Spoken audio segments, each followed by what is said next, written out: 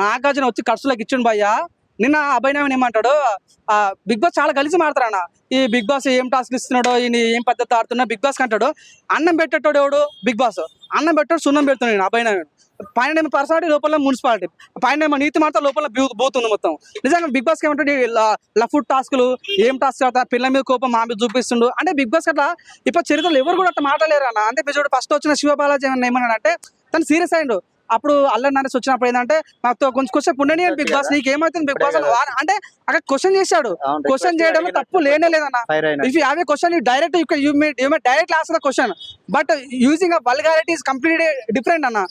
అది చాలా బాగుంది. ఇంకోటి అన్న నేను బాగా అట్ అయినట్టున్నాడు అన్న, రెడ్ కార్డ్ తీసుకొని అన్న తప్పు కదన్న. అది చెప్తున్నా, బిగ్ బాస్ టాస్క్ ఇచ్చినప్పుడు ఆయన ఒక ప్లాన్ తోటి ఇస్తారన్న. అంటే లోపల వ్యక్తి బ్యాడ్ అయినప్పుడు అంటే టాస్క్ ఇచ్చిన బ్యాడ్ అవుతుండొచ్చు, కానీ ప్రజల దగ్గర మంచి ప్లస్ అవుతాడు, మంచి పేరు వస్తుంది. ఇప్పుడు ప్రజల దగ్గర మంచి పేరు వచ్చినప్పుడు కూడా లోపల టాస్క్ ఉంటే అక్కడ బ్యాడ్ అయిపోతారు. ఇక్కడ అబ్బాయి ఏంటంటే లోపల బ్యాడ్ అయ్యిండు, బయట ప్రజల దగ్గర బ్యాడ్ అయిపోయాడు. ఇట్లాంటి వ్యక్తి ఉంచుకోవడం వల్ల ప్రజలు ఏం నేర్చుకుంటారు, బిగ్ బాస్ అంటే ఏంది మనం నేర్చుకోవాలి. 100% రా అని చెప్తాను కదా. తన రెడ్ కార్డ్ ఇవ్వకుంటే నిజంగా ఇది చరిత్రలో ఎప్పుడు జరగలేదన్న. This is the first time in the history of Bigg boss.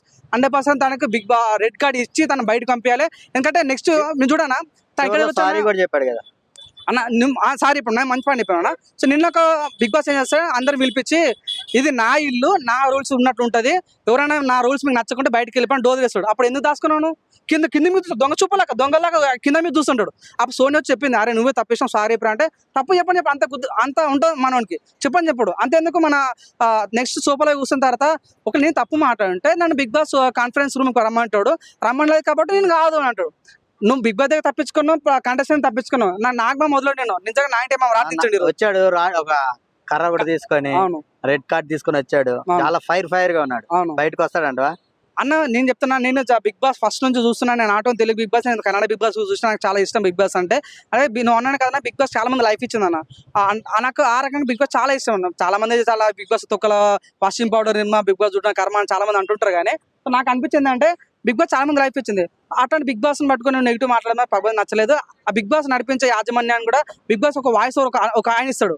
ఆయన నువ్వు ఏమంటారు, ఆయన ఫ్యామిలీ మాట్లాడుతున్నాను, నాకు బిగ్ బాస్ నచ్చదంటే చాలా నాకు నెగిటివ్ ఇంపాక్ట్ కలిగిందన్నమాట. సో నేను అనుకుంటున్నా, యాజ్ ఎ ఫ్యాన్ గా, నేను బిగ్ బాస్ చూసిన ఫ్యాన్ గా ఇవ్వండి రెడ్ కార్డ్ ఇవ్వడమే చాలా మంచిది. ఒక ప్రజలలో ఒక మార్పు కలుగుతుంది. ఎందుకంటే సిద్దిపేట నుంచి ఒక ఆయన వచ్చిన పల్లవి ప్రశాంత్ అంటే బిగ్ బాస్ కాళ్ళ దగ్గర పడ్డాడు, నాకు ఒక అవకాశం అంటే అవకాశం ఇచ్చాడు, కప్పు ఇచ్చాడు. ఈయన కూడా సిద్దిపేట నుంచి వచ్చిండు. ఆ రెస్పాన్సిబిలిటీ, ఆ క్రైటీరియా, ఆ రెస్పెక్ట్ ఉండాలి కదా. అట్లా రెస్పెక్ట్ లేకుండా బిగ్ బాస్ గా నెగిటివ్ మాట్లాడడం వల్ల బిగ్ బాస్ ఎందుకు ఉంచుకోవాలి? నేను చివరిలో సారీ చెప్పాడు కదా అన్న. నేను అయ్యో చూడన్న, ప్రతిసారి కంటెస్టెంట్ లో సారీ చెప్పటాలు, బిగ్ బాస్ క్షమించడాలు ఇవన్నీ వద్దుగా మాకు ఎంటర్టైన్మెంట్ కావాలి. సో నిజంగా అయితే చూడన్నా, నేను ఒక కొడుకుని అనుకున్నా, మా డాడీ నేను ఊరుకుంటున్నా. సో మేము బిగ్ బాస్ ఫ్యాన్స్ గా మా బిగ్ బాస్ నీడితే మేము ఊరుకుంటామా? మాకు నచ్చలేదు, మేము ఫ్యాన్స్ మేము కోరుకుంటున్నాం. బిగ్ బాస్ అట్లా బయట పంపించాలి, మేము కోరుకుంటున్నాం. కంటెస్టెంట్లు కూడా అడిగారు కదా, అవును ఎక్స్క్యూజ్ చేయండి. వాళ్ళు ఏందన్న, వాళ్ళు సింపతికి వస్తారు, వాళ్ళు కొద్దిగా కంటతరి పెట్టుకోవడం, కొద్ది ఓట్లు పడాలని. కానీ వాళ్ళకు కూడా ఉంటుంది, అభినయం బయటకు పంపిస్తే మాకు కొద్ది రేంజ్ దొరుకుతుంది, మాకు కొద్ది ఓట్ బ్యాంక్ పెరుగుతాను వాళ్ళ.